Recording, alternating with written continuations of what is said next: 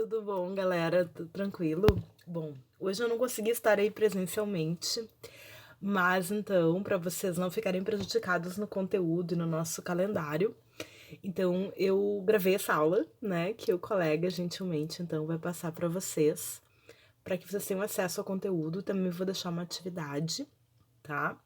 Então, bem tranquilo. Espero que vocês tenham passado uma ótima Páscoa, né, e também um ótimo feriado de Tiradentes, né? Ou quebra-dentes, como diz a minha filha. Ah, feriado do quebra-dentes.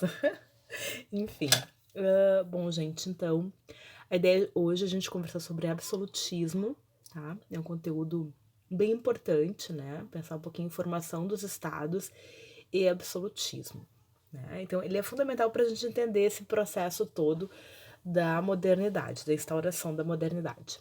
Bom, vamos lembrar, quando a gente falou lá de Baixa Idade Média, falamos das várias transformações que aconteceram ali e que deram como resultado na esfera do pensamento, da cultura, no Renascimento, né? Então nós já falamos de Renascimento, falamos dos artistas, falamos das obras, né? Falamos dessa nova perspectiva, então, do indivíduo, né? Da ideia do artista assinar seus trabalhos, coisa que não ocorria anteriormente, dessa perspectiva otimista do ser humano, né? Então, uma série de transformações, pensando um pouco mais numa lógica mundana, né, do cotidiano, do dia a dia, certo? Lembrando que nesse processo a gente tem uma série de mudanças, então, também na economia e na política. Tá tudo imbricado, certo? Em história, geralmente as coisas acontecem, né, de uma forma meio simultânea, meio misturada. Para ficar mais didático, a gente, como eu falei para vocês, vai parcelando, né? Vai falando um pouquinho daqui, um pouquinho dali, né? Como se as coisas fossem causa e efeito. Mas não é bem assim. Na verdade, tudo é muito misturado e tudo se retroalimenta, né? Um evento vai alimentando o outro evento, certo? Então é tudo meio junto assim, tá bom? Bom, então, em relação às questões econômicas, a gente tem aí uma mudança. Que mudança é essa? Bom, lá no período da Idade Média, né, que vocês viram no ano passado, a gente tinha como principal sistema político-econômico o chamado feudalismo. E o feudalismo, ele era baseado numa economia de subsistência, ou seja, tu não tinha uma produção de excedente suficiente para que tu pudesse estar comercializando. Então era uma coisa muito mais para digamos assim, para si mesmo, né? É claro que tinham exceções, sempre tem. Em história, nós não temos, é dificilmente, assim, poucas situações a gente tem regras, assim, inquebráveis, tá? Geralmente a gente tem isso que eu falei para vocês, né? Situações, né, que vão, enfim, que possibilitam outras, né? Lacunas, enfim, tá? Mas o fato é que a gente vai ter, né, enquanto regra, né, no feudalismo, essa economia de subsistência. Por quê? Porque tu não tem tecnologia suficiente para produzir tanto que sobre, né? Às vezes tu tem ali as chamadas feiras, né, onde havia um certo comércio. Então não é que o comércio desapareceu completamente durante a Idade Média, existia, mas não era a forma predominante, né, da economia, não era o mais importante. Até porque as estradas, né, eram perigosas, não eram bem conservadas, certo? Então tudo era mais fechado, digamos assim. Bom, no final da Idade Média, né, pro que a gente chama de Baixa Idade Média, a gente vai ter, né, as cruzadas, sempre elas, né, que vão ser fundamentais tanto para a mudança, como eu mostrei para vocês, da cabeça, né, da forma de pensar do ser humano ocidental, né, do homem ocidental, mas homem, eu quero dizer ser humano, tá? Homem e mulher, do período da modernidade, também na economia isso vai ser fundamental. Por quê? Porque esse diálogo, né, com o Oriente, lembrando que o Oriente, como vocês viram ano passado, o Oriente durante o período medieval era o polo mais avançado do mundo, em conhecimento, em ciência, em tecnologia, em cultura, tudo acontecia no Oriente. O Ocidente era muito atrasado. É exatamente na modernidade que a gente vai ter esse gap, né? Essa mudança de chave, tá? Bom, então, com esse contato com o Oriente, tu vai ter né, tu vai trazer agora de novo para o Ocidente uma série de conhecimentos e tecnologias, que eu disse para vocês, que permitiu que se produzisse mais, que as pessoas então comessem melhor, que as pessoas tivessem mais saúde, que as pessoas vivessem mais, e que sobrasse, né, alimentos, materiais, enfim, para que as pessoas pudessem então comercializar esses alimentos, né? E também que, digamos assim, que houvesse, né, com um número maior de pessoas, tu tem mais demandas para outras profissões também. Por exemplo, tá, pessoal, só para a gente entender o que eu quero dizer. Numa cidade maior, sei lá, por exemplo, Porto Alegre, que é da onde eu venho, né? Que é a capital, então, do Rio Grande do Sul. É uma cidade que tem mais de 1 milhão de pessoas, né? Deve ter o quê? 1,5 milhão, por aí, sei lá, não sei quantas pessoas tem em Porto Alegre, mas não seja isso. É mais fácil que em Porto Alegre tu tenha demandas variadas que possam ser atendidas do que, por exemplo, numa cidade menor como Bento Gonçalves, né? Então, por exemplo, em Porto Alegre, tu tem demanda suficiente para que, sei lá, um cinema passe filmes coreanos ou filmes iranianos, sei lá, coisas que, tipo, eu gosto, eu adoro cinema, assim, bem lado B, assim, né? E, assim, em Bento Gonçalves é mais difícil que tu tenha essa demanda, né? Então, quanto maior o número de pessoas, mais variado a oferta, mais variada a oferta de produtos, de serviços, etc. Então, isso vai transformando. Bom, tu vai ter o que, basicamente, né? Tu vai precisar de novas relações de trabalho, porque começa a fluir, né? A necessidade também de uma organização monetária, certo? Afinal de contas, esses produtos do Oriente também que vão chegando no Ocidente começam a conquistar mercado, começam a cada vez ser mais importantes, como as especiarias, certo? Que são as especiarias? Ah, né, canela, gengibre, né, açúcar, enfim, uma série de elementos ali que a gente pensa, nossa, mas é tempero, né? Qual é a grande importância do tempero? Bom, primeiro, claro que uma comidinha temperada sempre tem seu valor, né? Mas, tá, também depende também do tempero, da quantidade de tempero, né? Pessoalmente falando, eu sou assim, né? Tipo, pimenta pra mim tem que ser muito discreta, né? Porque se a pimenta domina aquela coisa e tal. Já meu companheiro, meu Deus do céu, né? Tipo, ele não pode ver uma pimenta, ele toca a pimenta assim, enfim, é um negócio terrível, assim. Bom, mas tudo bem. Então, assim, é claro que tem essa situação do tempero do gosto, assim, né? Mas também tem outras situações. Primeiro, a gente não tem indústria farmacêutica nesse período. Então, muitas dessas especiarias eram utilizadas, por exemplo, para fazer medicamentos, ungüentos, enfim, uma série de questões que eram importantes. E também para conservar os alimentos, né? Às vezes a maneira como tu tempera mantém, então, já que a gente não tem geladeira, né, nesse período, esses produtos. Então, as especiarias começam a ser muito valorizadas. E para você comprar tanto especiarias quanto produtos de luxo, né? Ou seja, né, sedas, materiais com marfim, enfim, tá? Uma série de produtos luxuosos que dão status, que dão, né, toda uma perspectiva de diferenciação social mais evidente, né? Para isso, né, lá no Oriente não se aceita saquinho de alfafa, você precisa ter dinheiro, né? Money. Então, nesse sentido, que você precisa retomar esse processo da moeda circulando, tá?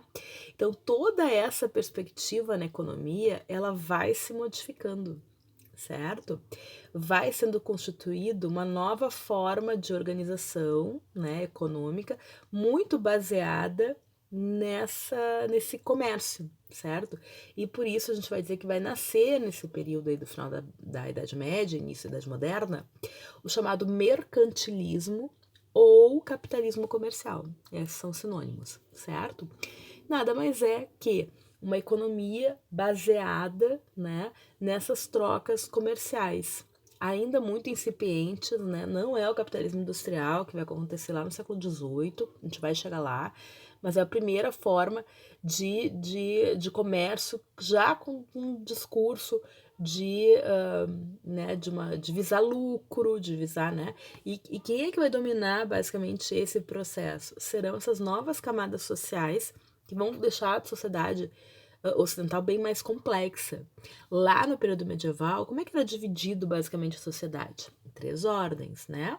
O clero, os guerreiros e os camponeses, que eram a base da pirâmide e eram a massa da população, certo? Agora, com todas as mudanças que estão acontecendo, a gente tem uma nova camada incipiente aí, que é a burguesia, certo?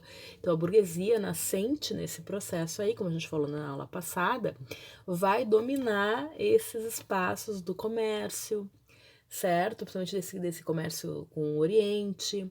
Vão ser aquelas que vão oferecer, enfim, novas formas de novos produtos, vão ser aquelas que vão organizar os bancos, certo? Então, essa burguesia incipiente, ela vai estar dentro desse processo do capitalismo comercial, tá? Então, o que é o mercantilismo, então? Ele vai ser esse modelo econômico e que vai se fundamentar em algumas bases importantes nesse processo. Bom, neste período a gente vai ter aulas específicas sobre isso, tá? Sobre, por exemplo, expansão marítima, tá? Mas o fato é que, com a expansão marítima que vai ocorrer nesse processo, está tudo interligado, como eu disse para vocês, tá? A expansão marítima, a gente vai ter uma aula só para isso, mas ela vai derivar do quê? Da necessidade de buscar novas rotas para chegar onde? Nos produtos valorizados, tá? Por quê? Porque as rotas clássicas, tá, pessoas? Que a gente chama de rota da seda, né?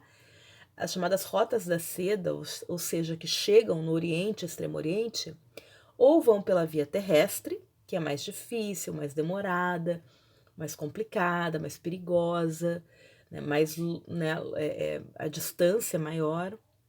E tudo isso vai o quê? Vai onerar o produto. A gente tem que pensar que agora, nesse processo do surgimento do capitalismo, o que visa o capitalismo? O lucro, certo? Essa é a finalidade, assim, a grosso modo, do processo do capital. E para eu ter lucro, eu preciso minimizar os gastos, né?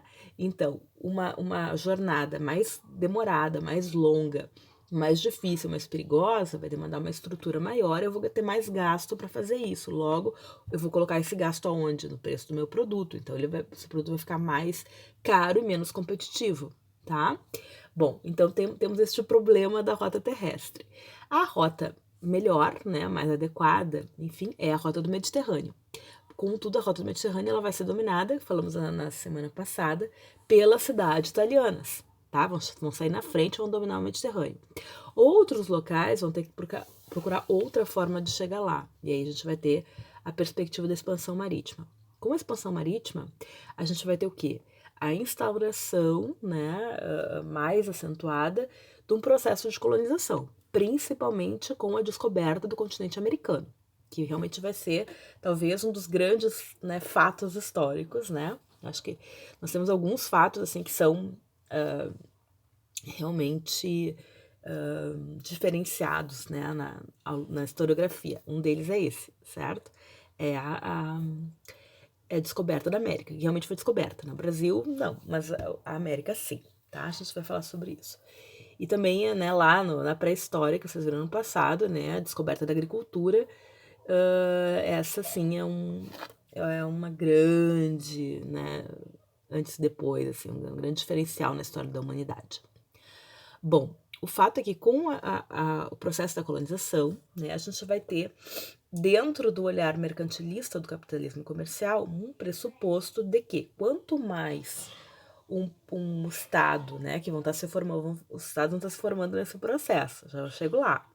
Quanto mais um Estado tem de colônias, mais rico ele é, porque colônia serve para quê? Colônia serve para explorar. Então também é outra discussão que a gente vai fazer lá para frente daqueles termos, né? Colônia de exploração, colônia de povoamento, né? Bom, a gente vai discutir isso, tá, pessoas, assim, mais para frente. Mas o fato é que, em tese, você tem uma colônia para poder explorá-la, né? Enriquecer a partir dela. Bom, então, no mercantilismo, quanto mais colônias um país tem, mais rico ele é. O mercantilismo também se baseia numa ideia de balança comercial favorável, ou seja, é melhor você exportar do que você importar. Então, se você exporta mais do que importa, mais rico você é. Outra perspectiva é a ideia do metalismo. O que é o metalismo? É quanto mais metal precioso um país tiver, mais rico ele é. tá? E isso está muito vinculado exatamente à descoberta, né, no continente americano, de muita prata, de muito ouro, né, que vai ser, né, saqueado, enfim, levado então para a Europa.